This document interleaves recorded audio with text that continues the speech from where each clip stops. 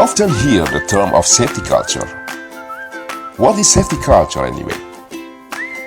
Safety culture starts with someone's thought. But how can we know someone's thought? We won't know what is in someone's mind until finally they say it, right? The good news is we have tools to facilitate that. Safety meetings. Communication that occurs in the safety meeting can correct each other or justify. However, what if they do not talk but act immediately? There are always two possibilities for actions, safe and unsafe. The good news again, we also have a tool to intervene someone who was not safe with safety card. Correction for the wrong understanding will be recorded in the memory of their minds. Repetition of actions or behavior that occur repeatedly will be recorded into our subconscious mind. Do you know that 88% of our behavior is controlled by the subconscious mind? How can a person's behavior or group of people establish a safety culture? In this video, you can watch an experiment about peer pressure. What is peer pressure? Peer pressure is a direct impact of a group of people on one person that makes the person follow them by changing behavior, values, and attitude so that he or she can be accepted by the group. This experimental video at a nice clinic shows how the process of peer pressure. Pay attention.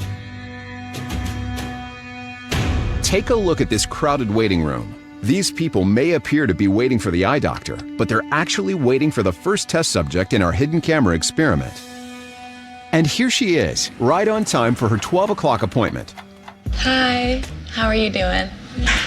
This woman thinks she's here for a free eye exam. Have you been here before?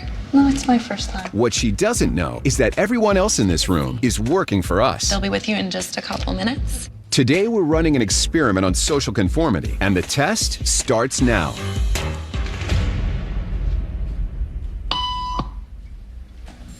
Did you hear that? These people sure did.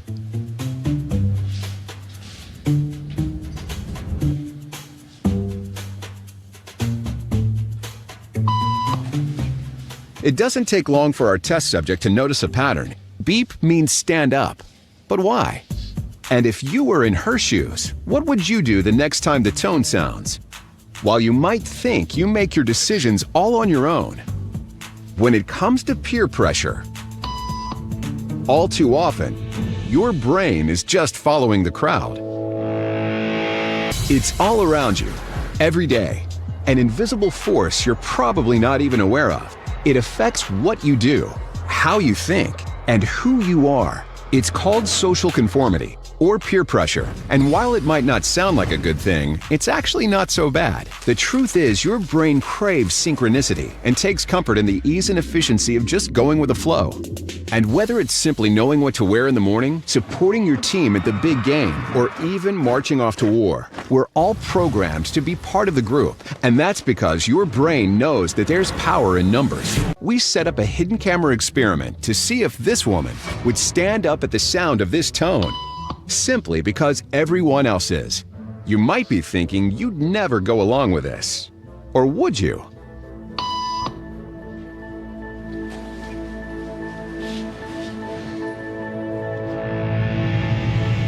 After just 3 beeps, and without knowing why she's doing it, this woman is now conforming perfectly to the group.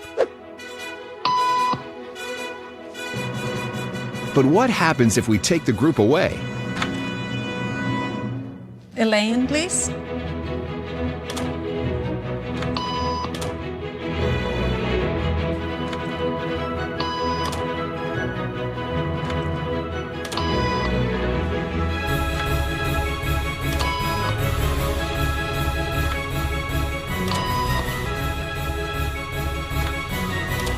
Okay, now she's alone. The crowd is gone and nobody is watching her, except our hidden cameras. What do you think she'll do?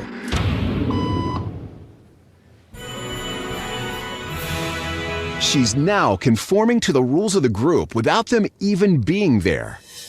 Now, watch what happens when we introduce another outsider who doesn't know the rules. Listen up for a noon appointment. Have a seat and they'll be out in just a couple minutes. Great, Thanks so much.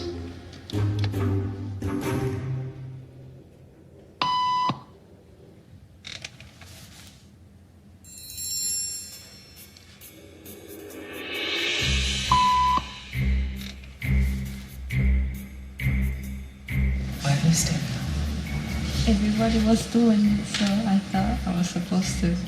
Think she'll teach the new guy what to do?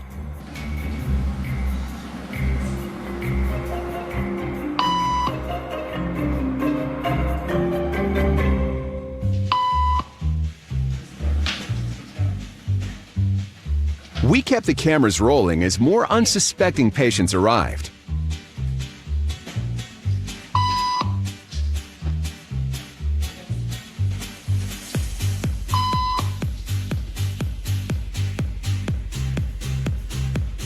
And slowly but surely, what began as a random rule for this woman has now become the social norm for everyone in this waiting room. Here to explain what's going on in their brains is Jonah Berger of the University of Pennsylvania.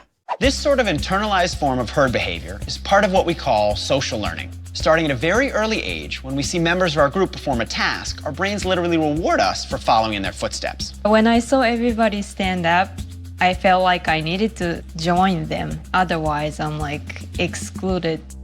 Once I decided to go with it, then I felt much more comfortable. Conformity is how we become socialized, but it can also cause us to develop bad habits or repeat past wrongs. And it's why even this rebel, who wasn't standing for any of this nonsense, eventually joined the ranks. And the only thing more shocking than seeing how easily conformity affects the way you act is that similar forces are subconsciously shaping the way you think right now.